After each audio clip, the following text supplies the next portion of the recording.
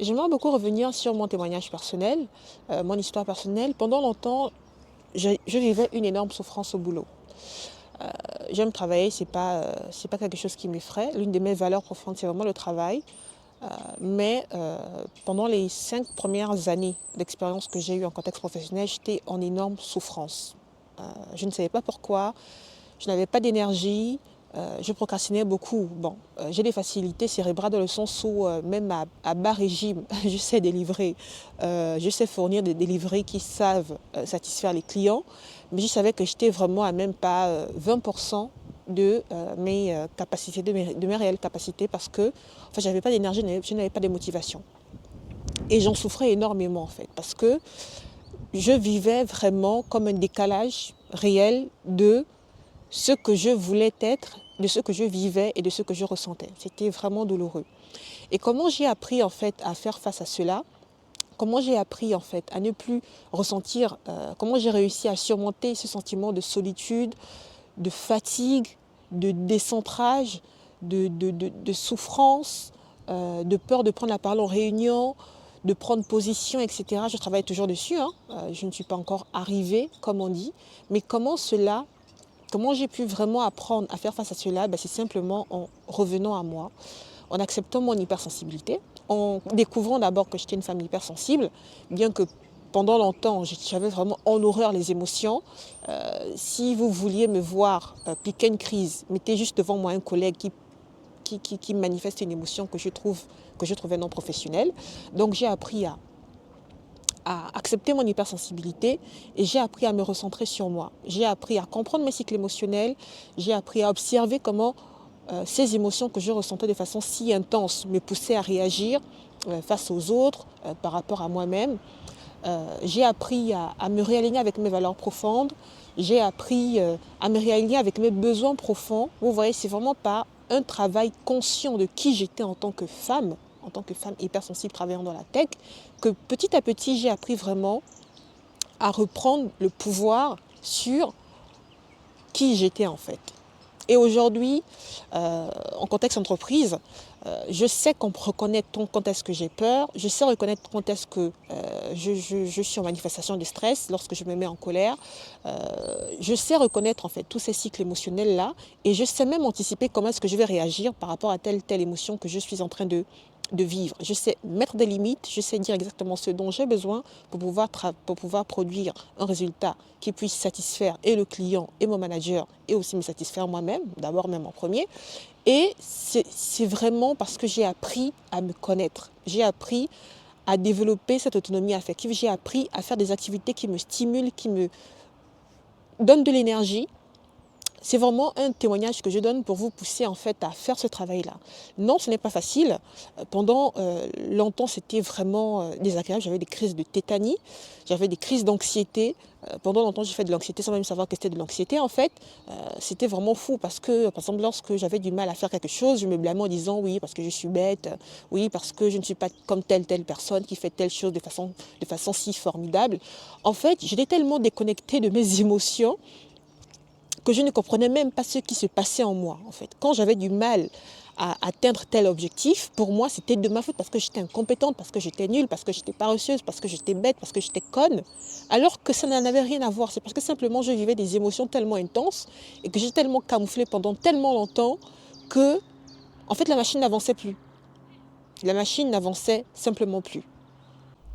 Dans cette vidéo, j'aimerais voir avec vous comment l'autonomie affective peut être la clé de votre véritable bonheur en tant que femme hypersensible travaillant en entreprise. L'autonomie affective, c'est quoi? C'est le fait de savoir réguler de façon autonome ses émotions, mais également savoir prendre des choix en accord avec nos valeurs profondes et nos besoins profonds, sans pour autant se baser systématiquement sur la vie extérieure, sans pour autant se baser sur le besoin de validation extérieure, sans pour autant se baser sur le fait de vouloir, n'est-ce pas, appartenir à un groupe dans le but de se faire accepter. Si le sujet pourrait vous intéresser, je vous invite à rester connecté et à tout de suite. De nombreuses personnes peinent à atteindre le bonheur personnel, d'autant plus les personnes hypersensibles, parce qu'elles s'appuient trop sur des sources extérieures de validation.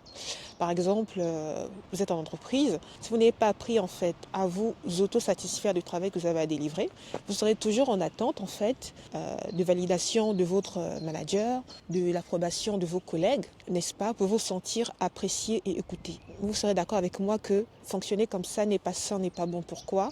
Parce que vous allez toujours nourrir comme une incertitude et un sentiment d'incomplétude et de mal-être. D'autant plus pour les personnes hypersensibles qui ont la particularité de ressentir des choses de façon plus intense que la moyenne.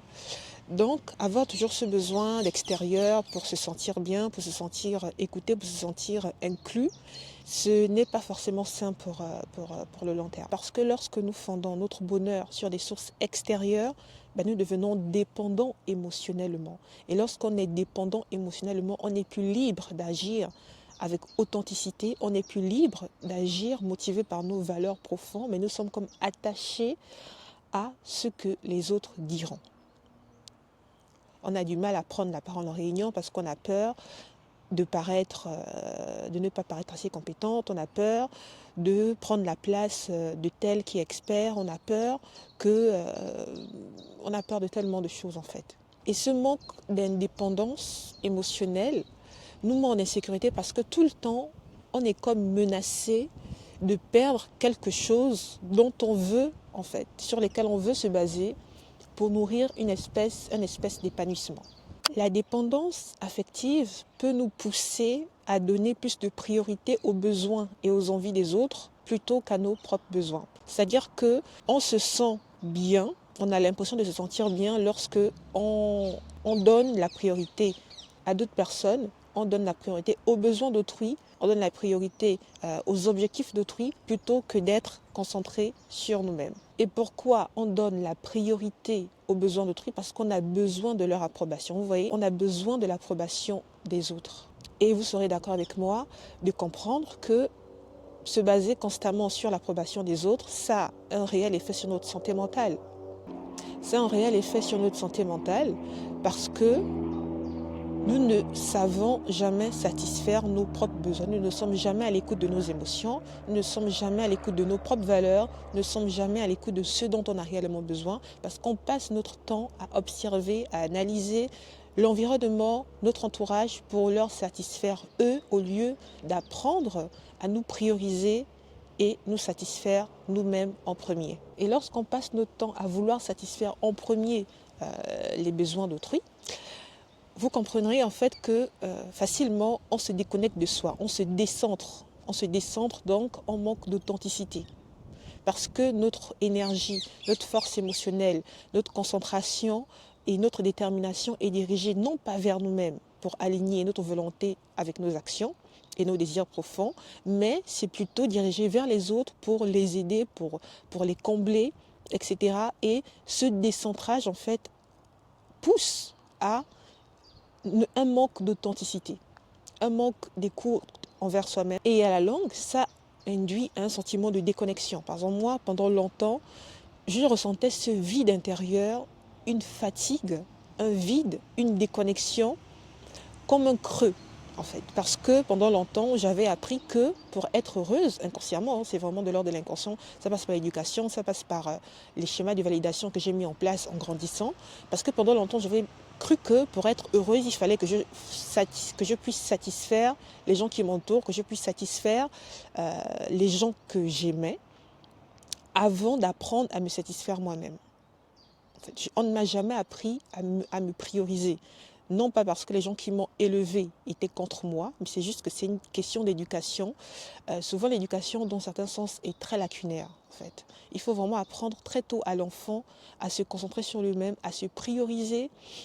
Évidemment, apprendre la bienveillance à l'enfant, apprendre le partage, apprendre l'authenticité, apprendre toutes ces belles valeurs. Mais en priorité, c'est vraiment important lorsqu'on est parent, ou bien lorsqu'on a la charge d'éduquer des enfants. C'est impératif de leur apprendre à se prioriser, de leur apprendre à s'écouter, de leur apprendre d'être attentif à leurs émotions, d'être attentif à leurs valeurs profondes. Parce qu'un enfant qui grandit en voulant à chaque fois se faire accepter, se faire valoriser par par le regard du parent, le regard extérieur, c'est un adulte qui sera déphasé, c'est un adulte qui sera dépressif, c'est un adulte qui souffrira énormément de manque de confiance en lui. Inconsciemment, il aura besoin de la validation extérieure. Et par quoi passe la validation extérieure? Par le fait de répondre aux besoins des autres avant de répondre à ses propres besoins à soi. Et très souvent, vous voyez, ce genre de comportement, ça crée en fait de l'animosité, ça crée de la comparaison, ça crée de l'insatisfaction, ça crée des doutes, ça fragilise la relation parce que très souvent, on donne beaucoup à l'autre, on donne énormément à l'autre, mais l'autre en face, puisque c'est une personne soit équilibrée, soit narcissique, quand elle voit que tu lui donnes autant, ben, ils ne se sont pas forcément obligés de te rendre l'appareil. On se sent davantage trahi en fait. Ça crée de faux sentiments de trahison parce qu'on se dit mais pourquoi est-ce que moi je me donne tant à l'autre, pourquoi est-ce que moi je fais tant d'efforts, pourquoi est-ce que moi je fais ceci, je fais cela pour que voilà, la relation tienne, pour que les objectifs de l'équipe soient atteints et en contrepartie les autres ne font pas ça pour moi. En fait c'est pas que les autres ne font pas cela pour toi, c'est qu'en fait toi déjà à la base tu es dans un fonctionnement déréglé. En fait. Mettre la priorité sur les besoins de l'autre, les valeurs de l'autre, les objectifs de l'autre avant tes objectifs à toi, ce n'est pas normal. D'abord, il faut apprendre à te servir toi, en tant que personne, avant de donner la priorité à l'autre en fait. Simplement, il faut toujours être centré sur soi en premier, avant justement d'avoir cet élan d'être poussé vers l'extérieur. Pour moi, c'est vraiment un besoin c'est comme un syndrome du sauveur, le syndrome du super-héros, le syndrome du sauveur. Et beaucoup de personnes hypersensibles ont ce problème-là en fait. On a vraiment ce problème d'ego. C'est quelque chose qu'on qu'on a hérité, mais en tant qu'adulte, on a la responsabilité vraiment de savoir réguler tout cela. L'autonomie affective dépend, je ne sais pas si vous me voyez toujours parce que le soleil s'est déplacé, mais l'autonomie affective dépend de deux facteurs principaux. La conscience de soi et la compréhension de ses propres émotions. Il faut vraiment commencer par là.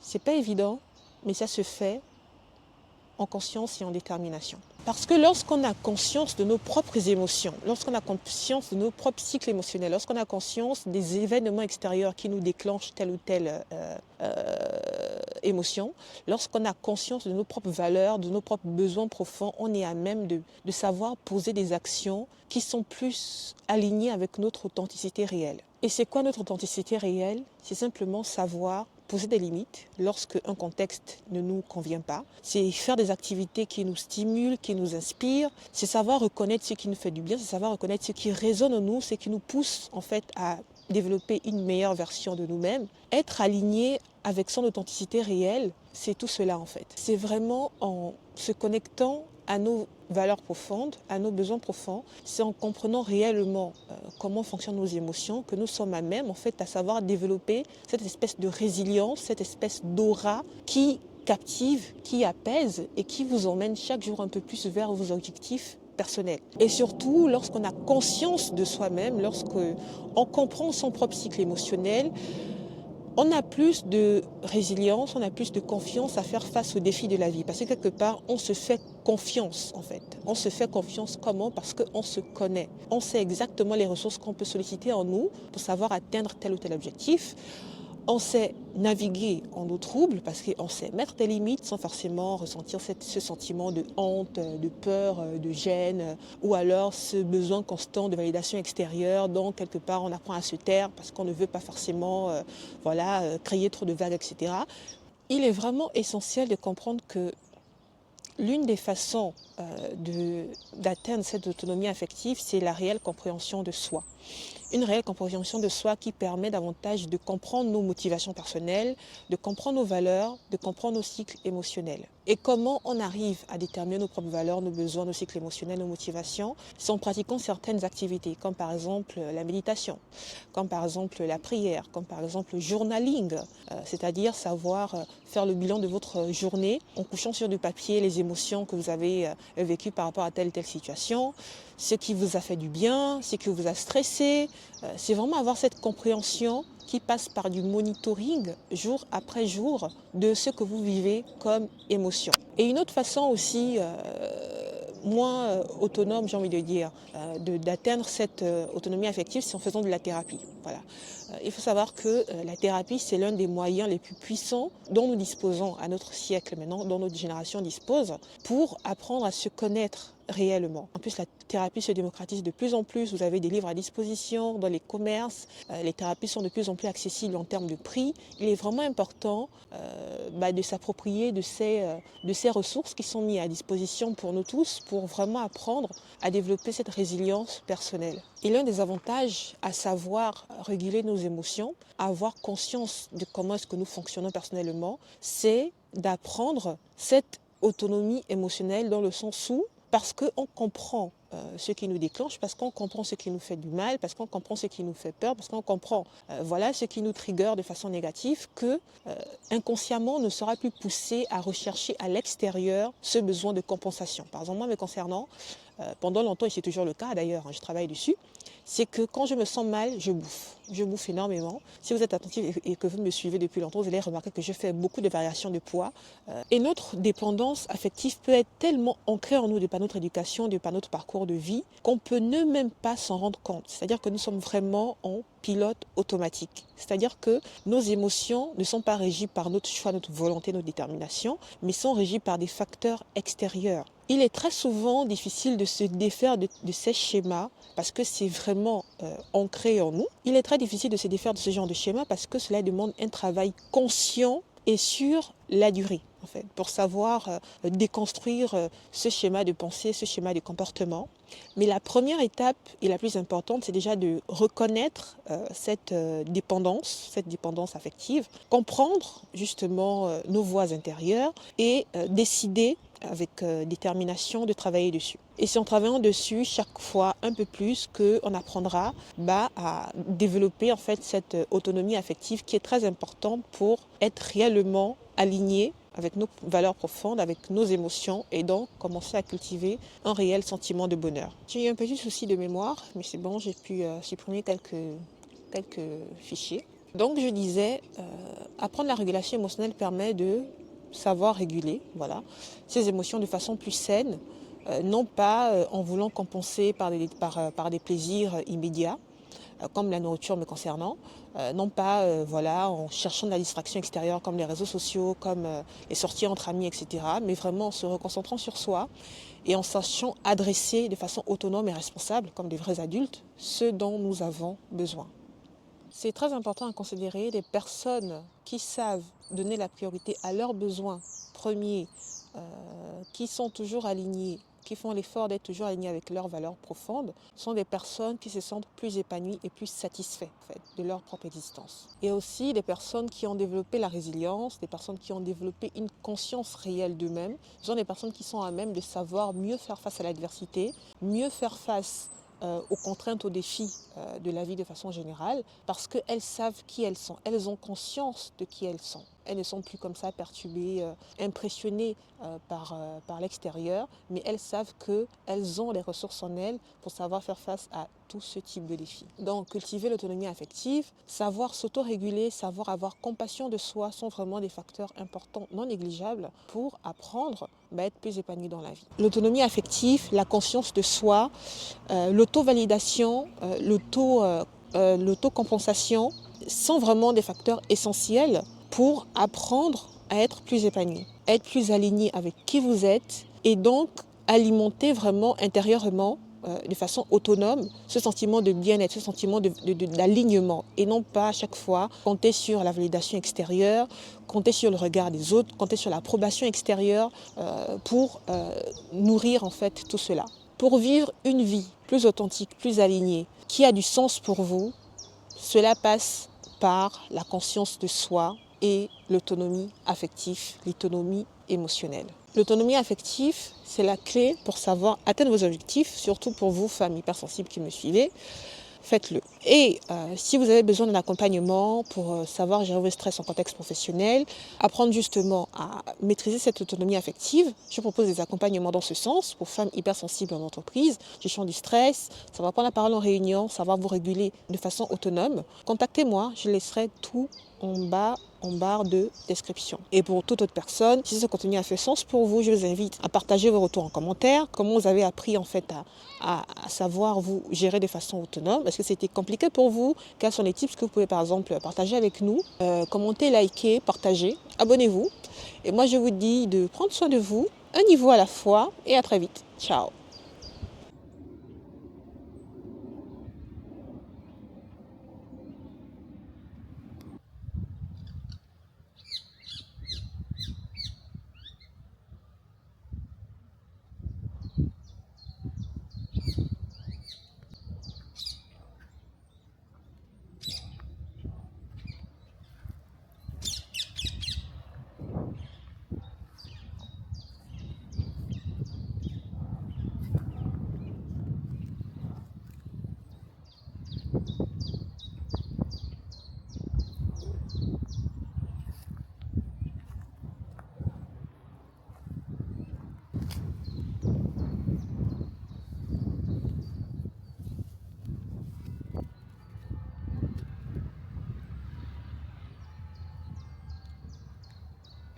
entendez le bruit des clochers en arrière-plan?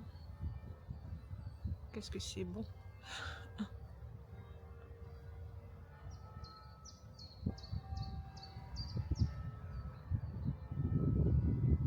Mais pourquoi ça sonne? Il est midi 36. L'église est derrière là-bas. Waouh! Ah, c'est le genre d'endroit qui me ressource. Loin de l'agitation de la ville.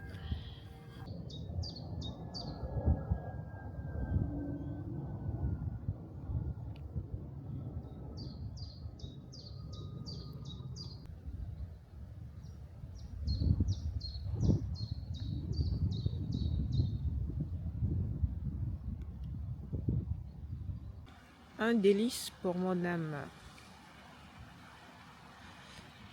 Un endroit comme ça. Lumineux, spacieux, sans bruit. De l'air pur. Waouh!